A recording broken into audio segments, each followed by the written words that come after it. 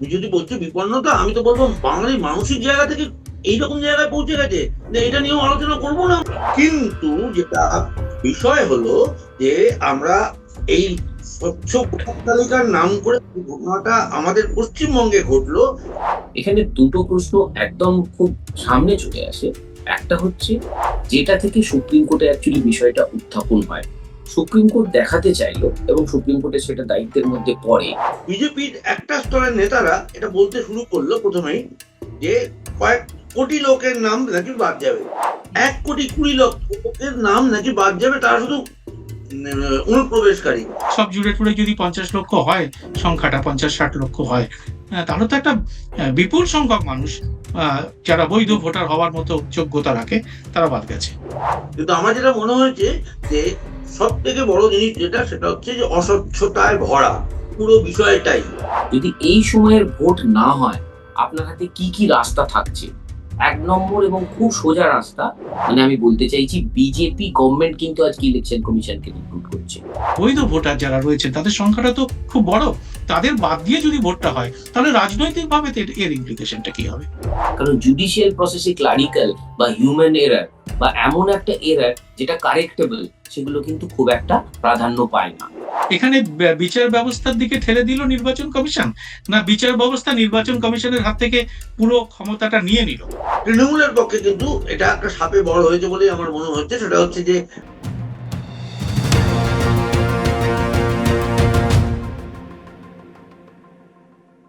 নমস্কার, সবাইকে আজকের এই খোলা আড্ডা অনুষ্ঠানে স্বাগত। আমি সুব্রত বসু।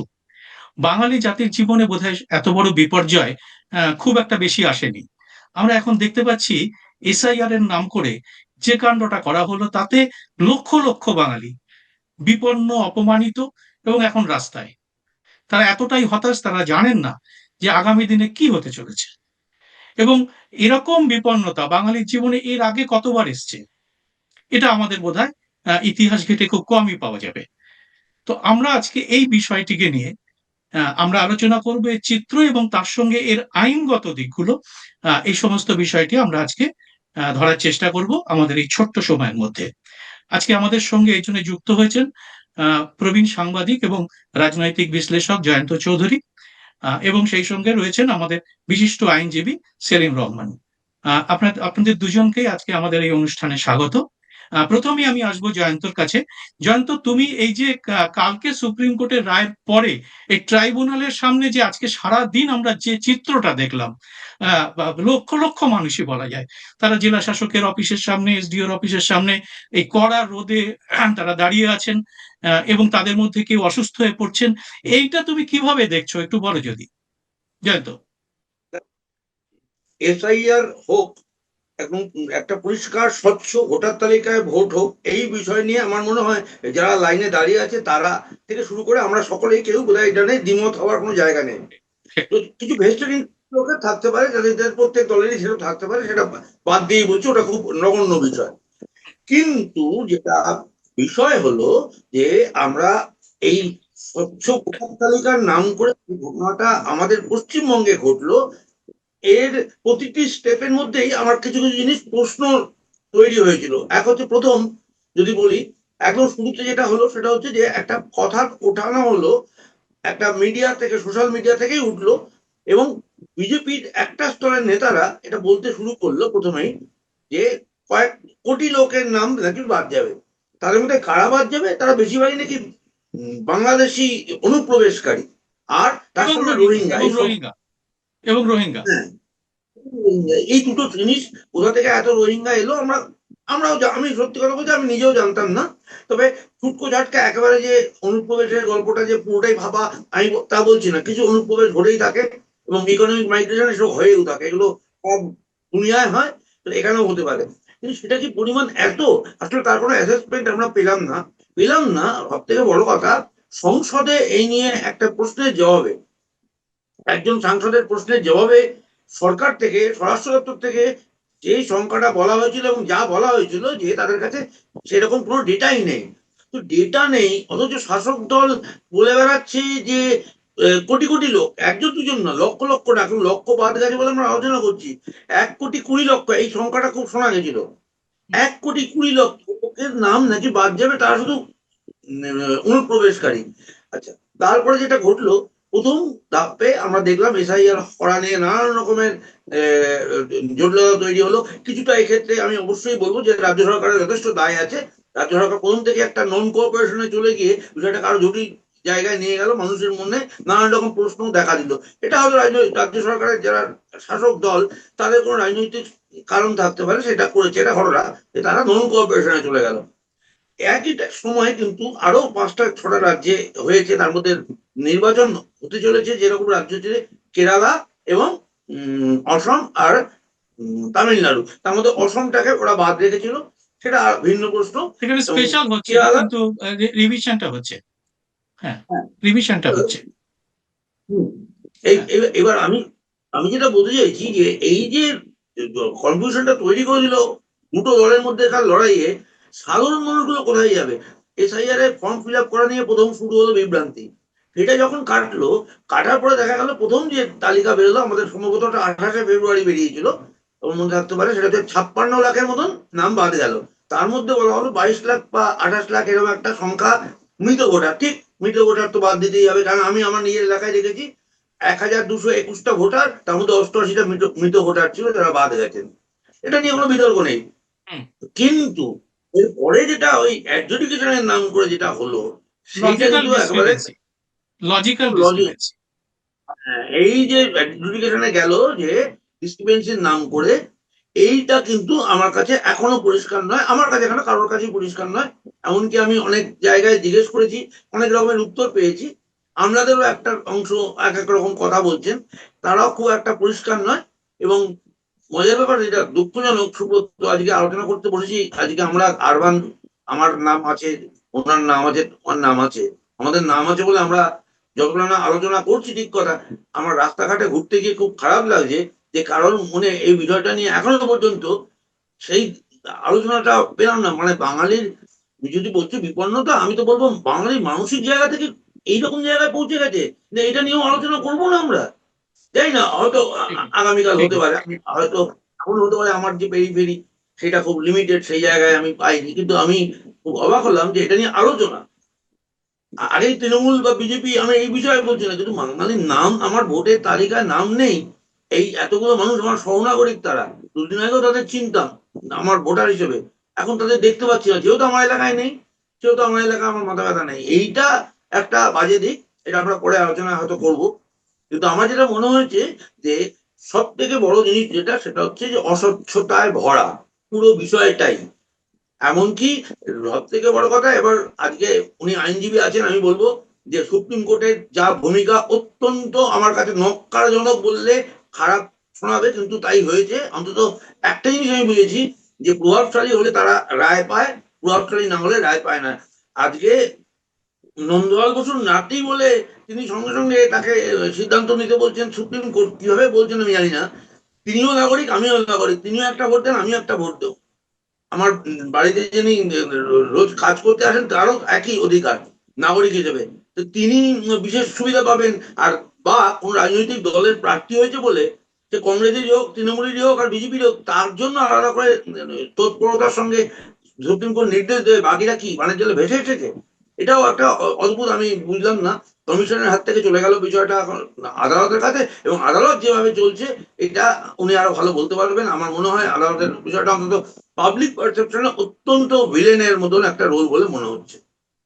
হ্যাঁ, ধন্যবাদ জয়ন্ত। আমরা সুব্রত। পরের রাউন্ডে তোমার কাছে আবার আসবো। আমি এবার সেলিম সাহেবের কাছে ব্যাপারটা জানতে চাইবো। এই যে আদালত সম্পর্কে মানুষের একটা পারসেপশন তৈরি হয়েছে যে আদালত ঠিক মতো অস্বচ্ছতা একটা দেখা দিচ্ছে, আদালত ঠিক মতো বোধহয় ন্যায় বিচার করছে না, বা সবার প্রতি সমান সমবিচার করছে না। এই রকম জায়গাটা থেকে যদি আপনি বিষয়টাকে ধরেন, যে এই যে বিচারাধীন যারা রইলো, তাদের মধ্যে একটা অংশ তারা তাদের পাশ করে দেওয়া হলো, আর একটা অংশের মধ্যে আমরা দেখতে পাচ্ছি এমন সব মানুষ রয়েছেন যারা কয়েক পুরুষ শুধু আছেন, তা তা নয়, তাদের সমস্ত রকম কাগজপত্র আছে, বা অনেক গরিব বা প্রান্তিক মানুষ যাদের হয়তো কিছুই নেই। এবার আমরা দেখলাম যে প্রথম যেটা পাশ হয়ে গেল শুধু আধার কার্ডের ভিত্তিতেই হলো, মেহতাব হোসেনের যেটা। হ্যাঁ, তো এই এই যে ব্যাপারটা, তাহলে এইটার আইনগত ভিত্তি কি এবং কিভাবে এটাকে ব্যাখ্যা করবেন আপনি? দেখুন, প্রথমেই সুপ্রিম কোর্ট যেভাবে এশায়ার পদ্ধতির উপরে বসে আছে বা ইলেকশন কমিশনের পাশে দাঁড়িয়েছে বলা যেতে পারে একভাবে, সেটা হচ্ছে ইলেকশন কমিশনের কাজ হচ্ছে তার টাইম টু টাইম সেই লিস্টকে আপডেট করা, অ্যাড করা, বাদ দেওয়া। এটা ইলেকশন কমিশনের কাজ, এ ব্যাপারে কোনো সন্দেহ নেই। একটা কথা অলরেডি উঠে আসছে যে ইলেকশন কমিশন সময় থাকতে থাকতে কেন এটা করেনি। সময় থাকতে থাকতে করলে হয়তো জুডিশিয়াল ইনভলভমেন্ট যতটা এসেছে এখন, সেই ইনভলভমেন্টটা হয়তো কম হতে পারত। সুপ্রিম কোর্ট একদম লাস্ট স্টেজে যে সিদ্ধান্তটা নিয়েছে যে আমি জুডিশিয়াল অফিসারদের দিয়ে কাজ করাবো। এখানে দুটো প্রশ্ন একদম খুব সামনে চলে আসে।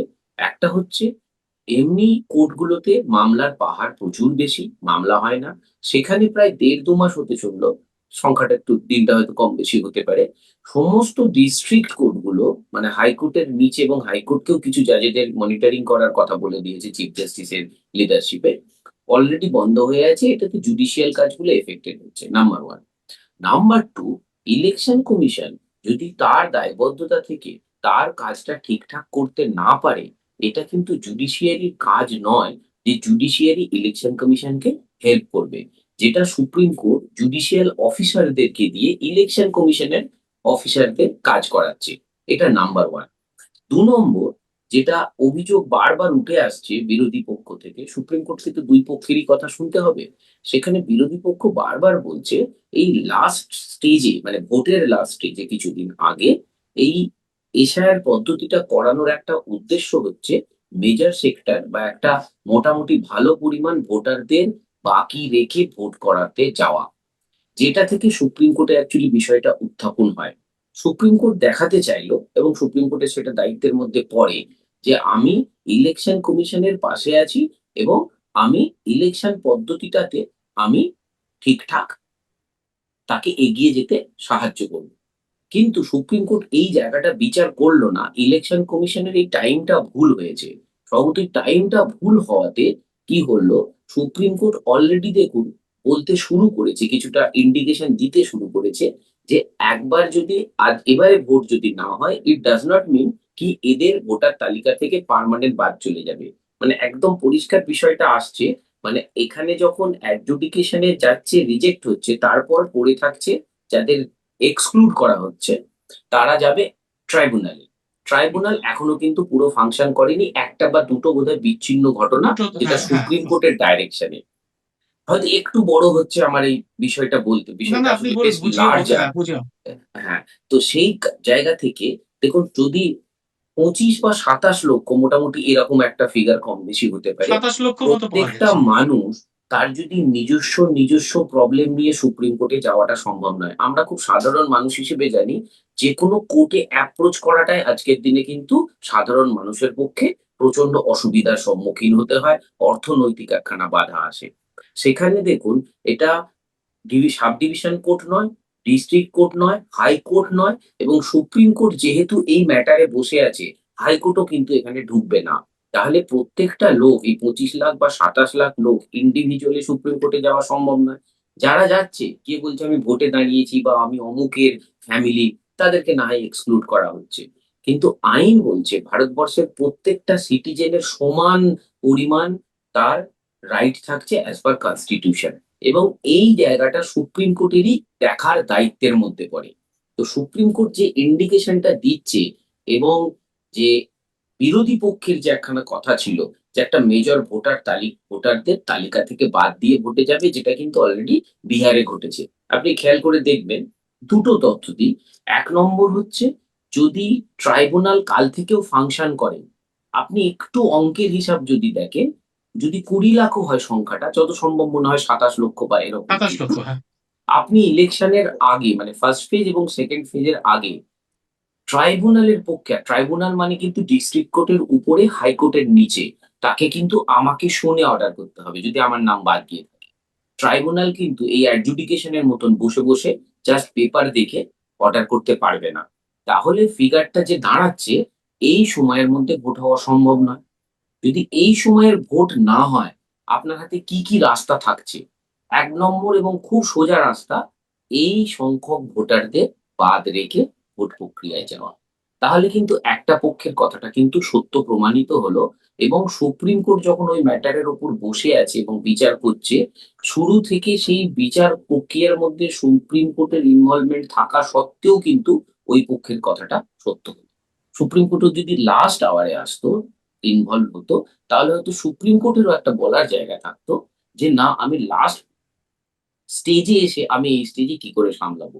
তাহলে যদি এত সংখ্যক ভোটারকে বাদ রেখে ভোট করতে হয়, একটা পক্ষের কথা আপনার মিলে গেল এবং যে পক্ষটা, সেই পক্ষটা কিন্তু সেই পক্ষের অপর পক্ষ, যে পক্ষ ইলেকশন কমিশনকে রিক্রুট করে। মানে আমি বলতে চাইছি বিজেপি গভর্নমেন্ট কিন্তু আজকে ইলেকশন কমিশনকে রিক্রুট করছে। কিছুদিন আগে জাস্টিস নাগরাত্নের বোধহয় আপনারা বক্তব্যটা হ্যাঁ, দেখে হ্যাঁ, খুব উনি ইম্পর্টেন্ট। বলছেন আপনার আমার ফাইটের মধ্যে যদি ইলেকশন কমিশনার হবে, সে যদি আমার প্রতি দায়বদ্ধতা থাকে, তাহলে কিন্তু সে আপনার আমার ফাইটে নিউট্রাল পার্টিসিপেশন করবে না। উনিও কিন্তু সুপ্রিম কোর্টের জাস্টিস। তো স্বভাবতই, এবং এই নিয়ে আলোচনা হচ্ছেও। তো স্বভাবতই তাহলে উপায় কি? ওদেরকে বাদ দিয়ে ভোট করা, অথবা রাষ্ট্রপতি শাসন। রাষ্ট্রপতি শাসন যদি ধরে, রাষ্ট্রপতি শাসন কিন্তু ইলেকশন কমিশনের অপদার্থতার কারণে একটা রাজ্যের রাষ্ট্রপতি শাসন হবে। এটা মানে খুবই বাড়াবাড়ি হবে এবং এটা একটা ঐতিহাসিক রং হিসেবে ট্রিট করা হবে। তারপরে রাস্তা কি থাকে? তাহলে ইলেকশনকে পিছিয়ে দেওয়া। যা মতিগতি দেখছি, যে রাস্তাতে চলছে বা যে পদ্ধতিতে এগোচ্ছে বা যে রিজিডিটি আমি ইলেকশন কমিশনের কাছ থেকে দেখতে পাচ্ছি, এবং সুপ্রিম কোর্ট ইলেকশন কমিশনের কিছু কাজ কর্মকে, যদিও ইলেকশন কমিশন একটা স্ট্যাটিউটরি বডি, আমি সব মানছি, রেসপেক্টেবল অথরিটি, কিন্তু সুপ্রিম কোর্ট যেভাবে ইলেকশন কমিশনের পাশে দাঁড়িয়েছে, আমার কিন্তু খুব সন্দেহ আছে লাস্ট দুটো রাস্তা নেবে না।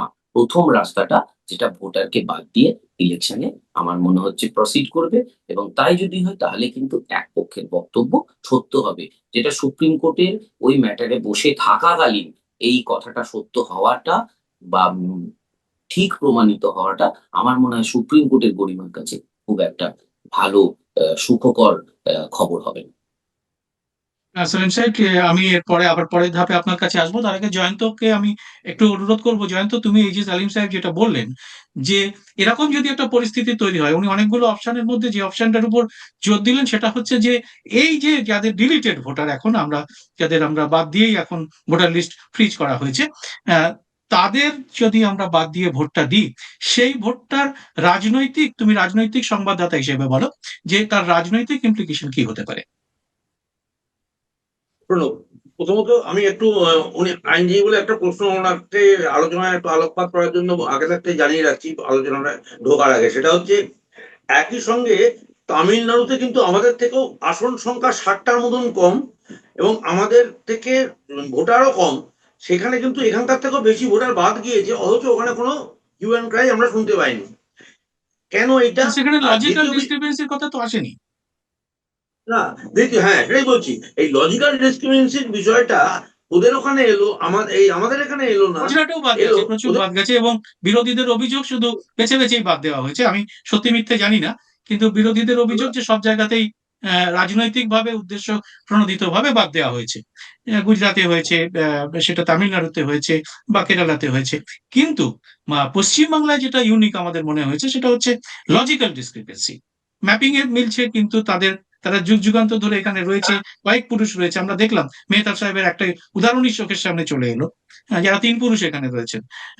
কার্গিলে যুদ্ধ করেছেন এমন সৈনিকের বাড়ি থেকে বাদ গেছেন। অনেক পেনশন হোল্ডার, ডাক্তার, ইঞ্জিনিয়ার, তাদের নাম বাদ গেছে। আমি বলছি যে এই যে বৈধ ভোটার যারা রয়েছেন তাদের সংখ্যাটা তো খুব বড়। তাদের বাদ দিয়ে যদি ভোটটা হয়, তাহলে রাজনৈতিক ভাবে এর ইমপ্লিকেশনটা কি হবে?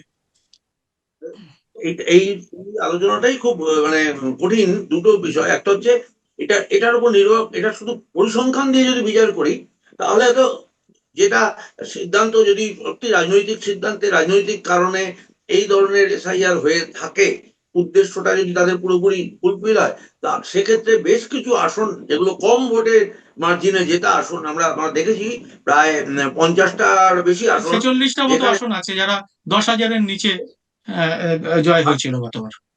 হুম। কিন্তু মানে বেশ কঠিন চ্যালেঞ্জের মুখে পড়ে যাবে বর্তমান শাসক দল। কারণ তাকে সেটাকে ধরে রাখতে হবে। কারণ একটা জিনিস মনে রাখতে হবে, তলায় তলায় কিন্তু মানুষের মনে একটা যেটা হয়, এটা অ্যান্টি ইনকামবেন্সি তো ছিলই, প্লাস তৃণমূলের নানান কীর্তিকলাপের জন্য একটা পরিবেশ ছিল। সেই পরিবেশটা কিন্তু অনেকটাই কাটিয়ে উঠতে পেরেছে বলে আমার এখন মনে হচ্ছে যে আলোচনাটাতে এই এসআইআরটাকে সামনে নিয়ে আসতে পেরেছে তৃণমূল। তার ফলে যে তৃণমূলের বিরুদ্ধে যে অ্যান্টি ইনকামবেন্সির যে কারণগুলো ছিল, সেই কারণগুলো অনেকটা মার্জিনালাইজ হয়ে গেছে। আবার একই সঙ্গে আমরা এই পরিসংখ্যানটা ধরতে পারছি না কিন্তু, যে কারা বাদ গেল। যদি সেই সংখ্যক লোক বাদ যায়, তাহলে ওই আসনগুলো, যেহেতু সেই আসনগুলো ভেতরে আবার লক্ষ্য করা যাবে যে তার কিন্তু খুব অল্প সংখ্যক ভোটে হলেও বেশ কিছু জায়গাতে দেখা যাবে আমি যে একটা হয় কংগ্রেস পরিসংখ্যান নয়। তোমাকে, এই পরিসংখ্যান গুলো আমার কাছে, আমি জানি না, অনেকের কাছে নানা রকম গুলো আসছে। আমি একটা পরিসংখ্যান কিছুক্ষণ আগে আমাকে গর্গ পাঠিয়েছে। গর্গ বলছে যে 50 লাখের মতো নাম বাদ গেছে, ওর কাছে যা হিসেব, এটা ওর দাবি হিসেবে আমি বলছি।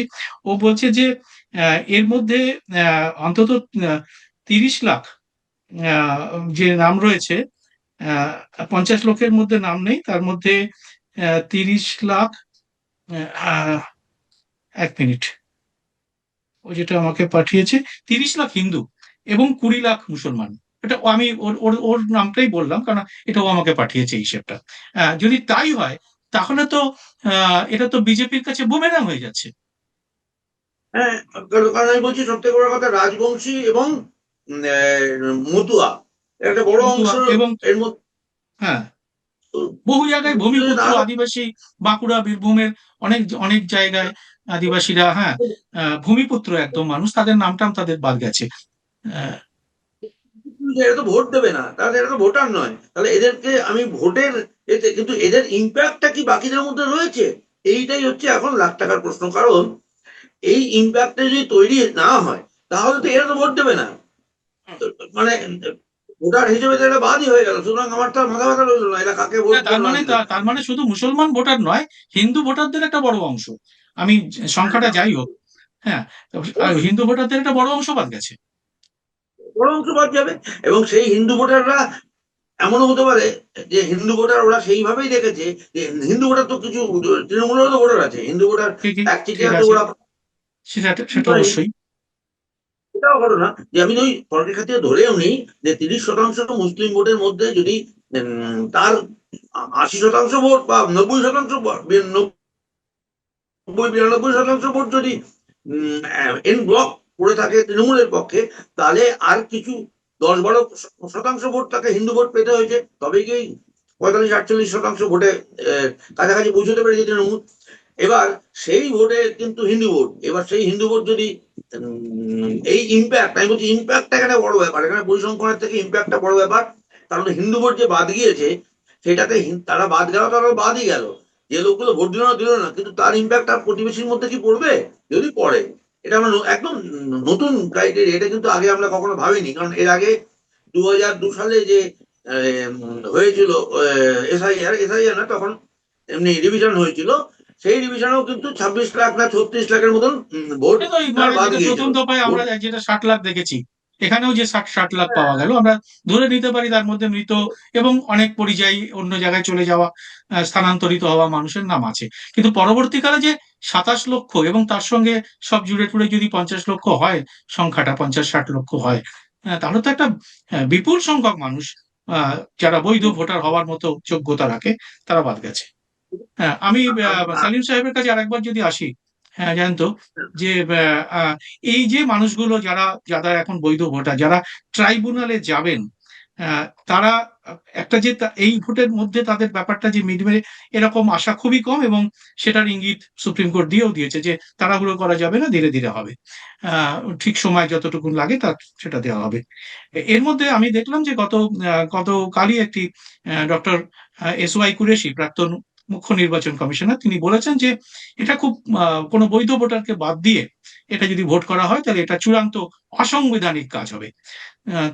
এইটা আপনার কি মনে হয়, এরকম ভাবে করা যাবে ভোট? যায় এটা আইনগতভাবে? আমি বলছি, না, আমি দেখুন, থিওরিটিক্যালি বলছি, প্র্যাকটিক্যালটা পরে আসবে। হ্যাঁ, হ্যাঁ, হ্যাঁ। থিওরিটিক্যাল। যায় বা যায় না বলে নয়। দেখবেন একটা already article 142 of Indian constitution চলে এসেছে। যেখানে কিন্তু সুপ্রিম কোর্টের একখানা আনফেটার্ড এবং স্পেশাল জুরিসডিকশন থাকে, যেকোনো অর্ডার পাস করতে পারে। সম্ভবত সুপ্রিম কোর্ট যদি বলে যে না, এইভাবেই ভোট হবে এবং আ যে ট্রাইব্যুনাল গঠিত হয়েছে সেই ট্রাইব্যুনাল সময় নিয়ে, দেখুন ট্রাইব্যুনালকে যে কোনো বিচার করতে গেলে ট্রাইব্যুনাল একটা প্রপার কোড, মানে জুডিশিয়াল অফিসাররা যেভাবে কাজ করেছে, ইলেকশন কমিশনকে হেল্প করেছে, মানে এই অ্যাডজুডিকেশন পার্টটাতে, ওটাতে কিন্তু জুডিশিয়াল অফিসাররা তাদের কোর্ট চালানোর মতন করে বা কোর্টের জাজমেন্টের মতন কাজ করতে পারেনি। ওরা কিন্তু একটু অ্যাডমিনিস্ট্রেটিভ কাজ করেছে, মানে স্ক্রুটনি করেছে, স্ক্যান করেছে এবং নাম তুলেছে বা তোলেনি। ওটা কিন্তু জুডিশিয়াল প্রসেস বা জুডিশিয়াল কাজ হিসেবে অতটা আমরা ধরতে পারবো না। কিন্তু যেই ট্রাইব্যুনালে যাবে, ট্রাইব্যুনাল কিন্তু প্রপার কোর্ট, স্বভাবতই ট্রাইব্যুনালকে রাইট টু অডিয়েন্স দিতেই হবে এবং যে সমস্ত পেপার জমা করবে যারা ট্রাইব্যুনালে যাচ্ছে তাদেরকে সময় দিতে হবে। তারা যদি লয়ার রিক্রুট করে সেই লয়ারদের রিপ্রেজেন্টেশন দিতে হবে। স্বভাবতই পুরো প্রসেসটা ওটা একটা প্রপার অর্ডার হবে, বা সুপ্রিম কোর্ট যদি না আবার অন্য কিছু বলে থাকে, বাট মিনিমাম ট্রাইব্যুনাল যখন নাম দিচ্ছে এই প্রসেসগুলোতে যেতেই আমি হবে। আমি একটা অন্য সম্ভাবনার কথা বলছি, এটা হ্যাঁ, আমি আপনার কাছে জানতে চাইবো যে আমি বলুন। প্রথম যে ট্রাইব্যুনালের যে রায়টা পাশ হলো, যেটা ফারাক্কার কংগ্রেস ক্যান্ডিডেট মেহতাব হোসেনের, যার নামটা মোতাব হয়েছিল হ্যাঁ, বলে বলা হয়েছে, যদিও কারণ জানানো হয়নি কেন তার নামটা বাদ দেওয়া হয়েছিল, কিন্তু তার আইনজীবীদের কাছ থেকে আমরা যেটা জেনেছি যেটা নামটার মোতাব ছিল, আর অন্যান্য ডকুমেন্ট, পাসপোর্ট এবং অন্যান্য ডকুমেন্টে তার মাহতাব নাম ছিল। তো এই যে জায়গাটাতে সমাধান হয়েছে আধার কার্ডের ভিত্তিতে, এই আধার কার্ড যদিও আমরা ধরে নিই কাল্পনিকভাবে যে এই যে 27 লক্ষ লোকের প্রায় সবারই, লক্ষ লক্ষ মানুষের আধার কার্ড আছে, তাদের আধার কার্ড আছে। তো যদি আধার কার্ডের ভিত্তিতে ওনার নামটা ট্রাইব্যুনাল পাশ করে দেয়, তাহলে এই বাকি 27 লক্ষর আধার কার্ড আছে কিনা এবং তারা সেই মানুষটা কিনা, এটাকে পরীক্ষা করতে তো খুব বেশি সময় লাগার কথা নয়, কয়েক ঘন্টায় হয়ে যায়, কারণ সেই সফটওয়্যার এবং সেই আমাদের আছে। না দেখুন, যখন ট্রাইব্যুনাল ফাংশন করছে, আপনি একদম যথার্থ বলেছেন যে আধার কার্ডের যদি মেলে তাহলেই অর্ডারটা তুলে দেবে। কিন্তু ট্রাইব্যুনালে যদি মনে হয়, ট্রাইব্যুনালে বা যদি অ্যাপ্লিকেন্ট নিজে বলে আমাকে রাইট টু অডিয়েন্স দিতে হবে, যেহেতু এটা একটা কোর্ট প্রসেস এবং ট্রাইব্যুনাল নাম দেওয়া হচ্ছে, তাহলে কিন্তু তার ভয়টা তো থেকেই যাচ্ছে যে আমার নামটা থাকবে কি থাকবে না। অলরেডি তার একবার নাম অ্যাডজুডিকেশনে এসেছে, অ্যাডজুডিকেশন প্রসেস সামলেছে জুডিশিয়াল অফিসাররা, সেখান থেকে এক্সক্লুড হয়েছে। স্বভাবতই তার মধ্যে একটা ভয় কিন্তু কাজ করতেই থাকবে। ট্রাইব্যুনালও যদি আমার নাম বাদ দেয়, তারপরে কিন্তু আমার হাতে আর রাস্তা থাকবে না। আমাকে হাইকোর্টে রিট করা ছাড়া এবং তারপর সুপ্রিম কোর্টে এসএলপি। হাইকোর্টের রিটের মোটামুটি আমাদের আইডিয়া আছে আমাদের সবারই। একটা রিট করতে গেলে কতটা রাস্তা হাঁটতে হয় বা কোন লয়ারের কাছে যেতে হয় বা কতটা খরচ সাপেক্ষ বা কি। স্বভাবতই মানুষের মধ্যে ওই ভয়টা কাজ করবেই। আমি ট্রাইব্যুনালে গিয়ে আমার সমস্ত বক্তব্য রাখার চেষ্টা করব এবং রাখবো। স্বভাবতই এই প্রসেসটাতে কিন্তু আপনি যেটা বলছেন যে হ্যাঁ, ট্রাইব্যুনাল ওটা দেখবে এবং সঙ্গে, সঙ্গে অ্যালাও করবে। যদি আপনার এই কথাটা সত্য হয়, জুডিশিয়াল অফিসাররা যখন স্ক্রুটনি করেছে, মানে একটু হাইপোথেটিক্যাল হয়ে যাবে এই জায়গাটা। জুডিশিয়াল অফিসাররাও কিন্তু বিচার করে। স্বভাবতই জুডিশিয়াল অফিসার আর ইলেকশন কমিশনের স্টাফের মধ্যে তফাৎ হচ্ছে, জুডিশিয়াল অফিসাররা অনেক বোল্ড এবং তাদের ম্যাগনিটিউডটা অনেক বেশি। খুব সন্দেহপূর্ণ না হলে ছোটখাটো নামের বানান ভুল, ওই মুখার্জি মুখোপাধ্যায় হয়ে গেছে বা মোহাম্মদ অ্যাব্রিভিয়েশনে আছে, পুরো মোহাম্মদ নেই। এই ব্যাপারগুলো কিন্তু জুডিশিয়াল প্রসেসে খুব বড় আকার ধারণ করে না। যেটা কিন্তু যদি আপনি কম্পিউটার সিস্টেমে দেন বা যদি ক্লারিক্যাল পদ্ধতি থেকে দেখেন, এই ছোট, ছোট বানান ভুলের জন্য কিন্তু আপনার নাম বাদ যেতে পারে। যদি জুডিশিয়াল অফিসাররা এই পার্টগুলো দেখে থাকতেন, তাহলে কিন্তু অলরেডি তাদের নাম এক্সক্লুডেড হতো না। আমার মনে হচ্ছে জুডিশিয়াল অফিসারদের কাছে যে সমস্ত তথ্য গেছে, সেগুলোতে কিন্তু ওই পার্টগুলো, ক্লারিক্যাল পদ্ধতিগুলো অনেক দেখা হয়েছে। কারণ আপনি যদি জাস্ট, যদিও সিম্বলিক ভাবে সংখ্যাটা খুব কম, ২ টো ঘটনা বলছেন বা একটা ঘটনা যেটা গেছে সেটাই কিন্তু পজিটিভ আনসার হয়েছে। তাহলে যদি এটাকেই আমি ধরে আলোচনা করি, তাহলে এই নামটা কেন বাদ গিয়েছিল? এবং সেই বিচারটা কিন্তু জুডিশিয়াল অফিসাররা করেছে। তাহলে জুডিশিয়াল অফিসার যদি তার জুডিশিয়াল মাইন্ড থেকে করতো, নামটা কিন্তু বাদ যাবার কথা নয়। কারণ জুডিশিয়াল প্রসেসে ক্লারিক্যাল বা হিউম্যান এরর বা এমন একটা এরর যেটা কারেক্টেবল, সেগুলো কিন্তু খুব একটা প্রাধান্য পায় না। স্বভাবতই এই যে জায়গাটা বলছেন, এটা কিন্তু ট্রাইব্যুনালেও স্বভাবতই এই ভয়টা তাদের থেকে যাবে যে জুডিশিয়াল অফিসার এবং জাজেরা করবে, বাট তারা যদি ওই ক্লারিক্যাল জায়গাটা গিয়ে আটকে যায়, তখন কিন্তু সাফার করবে এই ভোটাররা। সেই ভয় থেকে কিন্তু তারা রিপ্রেজেন্টেশন চাইবেও। আমি সময় শেষ হয়ে আসছে জয়ন্ত, আমি তোমাকে একটা জিনিস এখানে তোর কাছে আসবো। যে এই যে যেটা আমরা যে বিষয়টা আলোচনা করলাম, যদি আধার কার্ডের ভিত্তিতে যদি এটা করা হয়, আগে আধার কার্ডের ভিত্তিতে করা হয়নি, যেটা আমরা যেটা আমরা দেখেছিলাম জুডিশিয়াল অফিসাররা তাদের ট্রেনিং দিয়েছিল নির্বাচন কমিশনের লোকেরা, এবং তারা যেরকম ভাবে তথ্য দিয়েছে এবং তারা যেরকম প্রশিক্ষণ দিয়েছে তারা তার ভিত্তিতে এটা করেছেন। কিন্তু এখানে ট্রাইব্যুনালের ক্ষেত্রে সেই প্রশিক্ষণ দিতে তারা গিয়েছিলেন নির্বাচন কমিশন, কিন্তু বিচারপতিরা সেটাকে প্রত্যাখ্যান করেছেন, এবং শোনা যাচ্ছে অভিযোগে যে তারা খুব ক্ষুব্ধ হয়েছিলেন। এবং তারপরে সুপ্রিম কোর্টে গতকাল যেটা বলেছেন সুপ্রিম কোর্টের ইয়েতে, যে তারা একটা নিজস্ব তারা একটা পদ্ধতি ঠিক করবেন, সেই পদ্ধতিটা কমিটি করে আজকে বোধহয় ঠিকও হয়ে যাওয়ার কথা। সেই পদ্ধতির ভিত্তিতে হবে এবং সেখানে অতিরিক্ত নথি দেওয়া যাবে, এই 11টা বা 13টা নথির বাদ দিয়ে, যেটা আধার কার্ডে তার সঙ্গে ইনক্লুড করা হয়েছে। এটা তো সেই ক্ষেত্রে এটা তো বাল্ক করে দেওয়া যায় সব সফটওয়্যার এবং বিজ্ঞানের সাহায্যে, প্রযুক্তির সাহায্যে। তা তোমার কি মনে হয়, এটা কি করা সম্ভব? দেখো, আধার কার্ড নিয়ে আমরা যখন সিম কিনতে যাই, যে কোনো আমাদের টেলিফোন যে সংস্থাগুলো, এখন তো বায়োমেট্রিক হয়ে গেছে। এখন চোখের এখন মনি ইয়ে দিয়ে বায়োমেট্রিক, পুরোটাই বায়োমেট্রিক হয়ে গেছে, চোখের মনির উপরে তারা নির্ভর করে। সব থেকে বড় কথা, এই অপদার্থতার কারণটা কি বুঝলাম না। আধার কার্ড সারা দেশ জুড়ে করানো হলো সমস্ত কাজে। আমি এখনকার কথা বলছি না, শুরু থেকে যদি তুমি দেখো, এসআইআর ফর্ম ফিল আপের মধ্যে আধার কার্ডে 13টা ডকুমেন্টের মধ্যে আধার কার্ড ছিল না। তাই নিয়ে বিহারের সময় থেকেই এটা নিয়ে কোর্টে গেল, চেঁচামেচি হলো, বললো কি আধার কার্ড নাকি জাল হতে পারে। তো জাল তো পাসপোর্ট জাল হচ্ছে আমাদের দেশে, নোট জাল হচ্ছে আমাদের দেশে। তো সারা এইটা তো কোনো পৃথিবীতেই কাজের কথা। সারা পৃথিবীতেই কম বেশি হয় পাসপোর্ট জাল। এই হ্যাঁ, এটা খুব মানে একবারে একেবারে খুব ছেদ। এবং আমি বুঝতে পারছি না যে বারে বারে একটা নির্বাচন কমিশন কি করে এরকম ধরনের একটা মানে হঠকারী কাজগুলো করে যায়, যে আধার কার্ডের মধ্যে একটা জিনিসকে বাদ দিয়ে দিল, যেখানে আধার কার্ড ছাড়া আমরা একটা ব্যাংকে অ্যাকাউন্ট খুলতে পারি না পর্যন্ত। সেই আধার কার্ডটাকে এখন এখন যা সময় আছে, যদি আমি কেন জানি না এত দেরি কেন হচ্ছে, তো মুহূর্তের মধ্যে তো বসে বসে ঘরে বসে বসে তো আধার কার্ড গুলোকে চেক করলেই বের করে দিতে পারবে। কিন্তু আমার মনে হয় করার বোধহয় সদিচ্ছারও অভাব।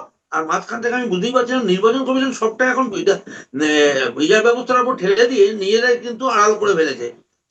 এটাও একটা অদ্ভুত ব্যাপার ঘটেছে কিন্তু। নির্বাচন কমিশন যেন এখন সবই আড়াল সেলিম করে সাহেব, আমি দিয়েছে। আপনার কাছে একটা জিনিস এখানে বিচার ব্যবস্থার দিকে ঠেলে দিল নির্বাচন কমিশন, না বিচার ব্যবস্থা নির্বাচন কমিশনের হাত থেকে পুরো ক্ষমতাটা নিয়ে নিল? এইটা আপনি কিভাবে দেখছেন? দুটোই হয়েছে। নির্বাচন কমিশনের একখানা টেন্ডেন্সি চলে এসেছে যে আমি যদি সুপ্রিম কোর্টের কাছে যাই আমাকে একদম দুধছাই করে তাড়িয়ে দেবে না, যদি আমি অল্প কিছুও বলতে পারি আমার কথা শুনবে। আর বিচার বিভাগও যেভাবে নিয়ে নিল নির্বাচন কমিশনের এই কাজের দায়িত্বটা, যেটা কিন্তু আমি প্রথমেই বললাম বিচার বিভাগের একদম কাজের মধ্যে পড়ে না।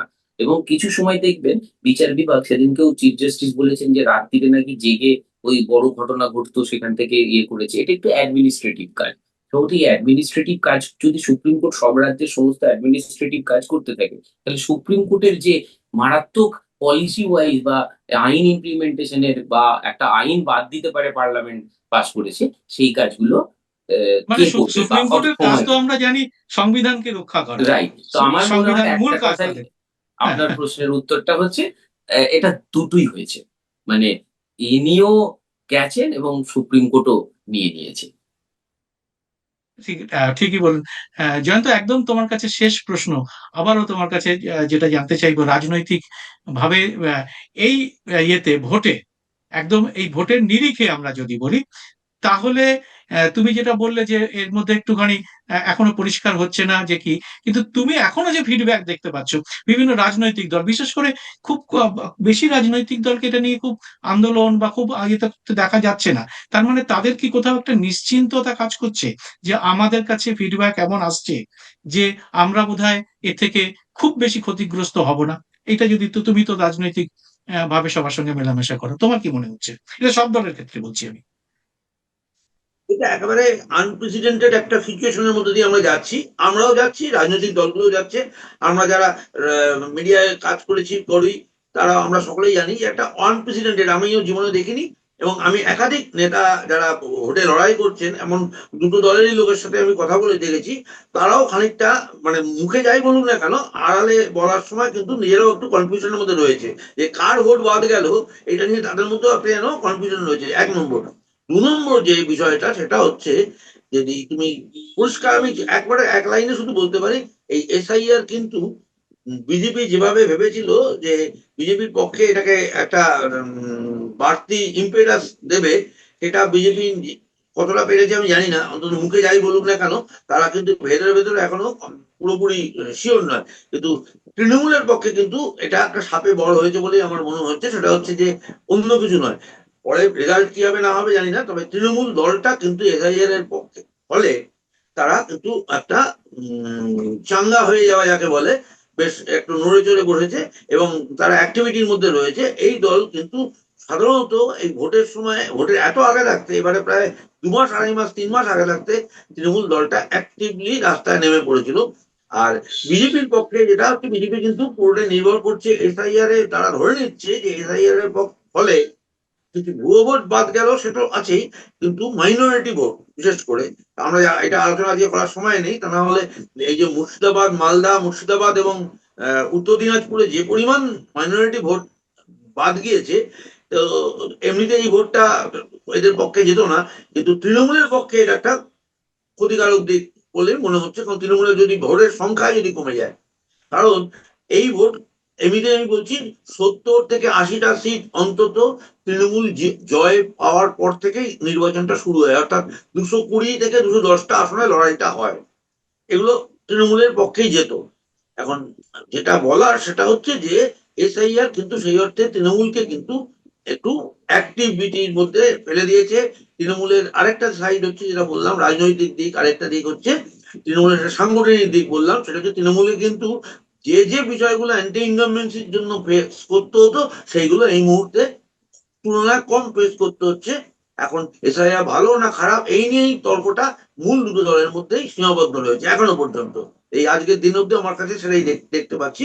রাস্তায় যে কটা আলোচনা শুনলাম সব জায়গাতেই তাই। আমি একদম শেষ একটা প্রশ্ন করার লোভ সামলাতে পারছি না জালিম সাহেবকে। সেটা হচ্ছে যে এখন তো সমস্ত ব্যাপারটাই বিচার বিভাগের হাতে। 60 লক্ষ লোক বাদ যেতে যেতে এই সুপ্রিম কোর্টের নির্দেশে যে বিচার বিভাগ যে কাজ করলো, তাতে অন্তত একটা জিনিস দেখা গেল যে 27 লক্ষ লোক বাদ গেল, 33 লক্ষ লোক তারা অধিকারটা পেল। তাদের নামটা ডিলিট হয়ে যাচ্ছিল, তাতে সুপ্রিম কোর্ট অন্তত তার নির্দেশে এই 33 লক্ষ লোককে বাঁচানো গেল। বাকি থাকলো যে 27 লক্ষ লোক, যাদের কথা আমরা বলছি, তারা কি ট্রাইব্যুনালে গেলে বা তার পরবর্তী ধাপে প্রত্যেকটি বৈধ ভোটার, আপনার কি মনে হয় আইনের সাহায্য নিয়ে, একটু হয়তো দীর্ঘ প্রসেস হবে কিংবা হয়তো তাদের ভোগান্তি হয়রানি সব থাকবে, কিন্তু তারা ফিরে আসতে পারবেই? এটা কি আমাদের মনে হচ্ছে আপনার আইনগতভাবে? প্রশ্নটা খুব সুন্দর করেছেন, বাট আমিও চেষ্টা করছি, যেহেতু সময় কম, খুব অল্প সময়ের মধ্যে উত্তরটা দেওয়া। আপনি যদি সাম্প্রতিককালে সুপ্রিম কোর্টের মামলা ডিসপোজালের রেটটা দেখেন, কোন মামলাগুলো শুনছে বা কোন মামলাগুলো শুনছে না, আপনার প্রশ্নটা খুব স্পেসিফিক। আজকে যে ভোট দিতে পারলো না, যদি আমি ঠিক বুঝে থাকি, তাহলে কালকে বৈধ ভোটার প্রমাণিত হলে ট্রাইব্যুনালে গিয়ে ও কি নিজের ভোটটা দেবে বলে সেই রাইটটা কি খুঁজে পাবে সুপ্রিম কোর্টে গিয়ে? আপনি বোধহয় এই প্রশ্নটা করেছেন। ঠিকই, ঠিকই। তারা হয়তো এসএলপি করবে, রিট করবে, সমস্ত কিছু করবে। কিন্তু সেই মামলা সুপ্রিম কোর্টে কি আদৌ শোনা হবে? যেরকম সুপ্রিম কোর্টে খুব গুরুত্বপূর্ণ মামলা, যেমন এই ইলেকশন কমিশনের রিক্রুটের যে আইনটা, এবং আরো বড় বড় মামলা যেভাবে পড়ে আছে, যে মামলাগুলো শোনা হয় না, সম্ভবত ইভেনচুয়ালি এদের যে ডিপ্রাইভড ফ্রম ভোটিং, এইটার যে ফিরে পাওয়ার যে প্রসেসটাতে যাবে, আলটিমেটলি তো সুপ্রিম কোর্টে যাবে।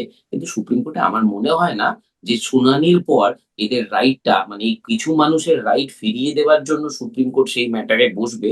দাদা, সুপ্রিম কোর্টের সামনে কিন্তু তার চেয়ে অনেক বড় বড় ইস্যু রয়েছে, যেগুলোতে সুপ্রিম কোর্ট অর্ডার দেওয়ার মতন এখনো জায়গায় পৌঁছাতে পারছে না।